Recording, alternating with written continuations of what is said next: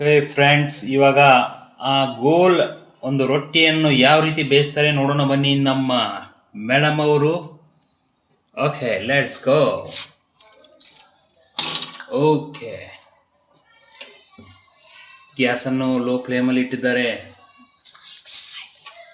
ಹಾಗೂ ಸ್ವಲ್ಪ ಹೈ ಫ್ಲೇಮಲ್ಲಿ ಮೊದಲು ಎಲ್ಲ ಬೇಯೋ ಹಾಗೆ ನೋಡ್ಕೋಬೇಕು ಫ್ರೆಂಡ್ಸ್.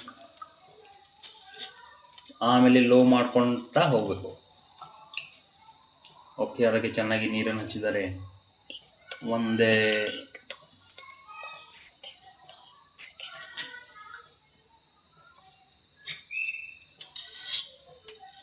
ಒಂದು 10 ಸೆಕೆಂಡ್ ಅಷ್ಟೇ ಬಿಟ್ಟಿದ್ದಾರೆ ಫ್ರೆಂಡ್ಸ್. ನೋಡಿ, ಅದು ಬೇಯೋದಕ್ಕೆ.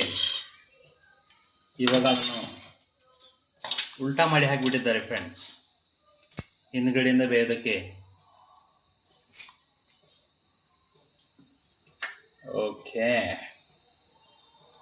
ನೋಡಿ ಫ್ರೆಂಡ್ಸ್, ಯಾವ ರೀತಿ ರೊಟ್ಟಿಯನ್ನು ಮಾಡ್ತಾ ಇದ್ದಾರೆ ನಮ್ಮ ಮೇಡಮ್ ಅವರು. ಅದನ್ನು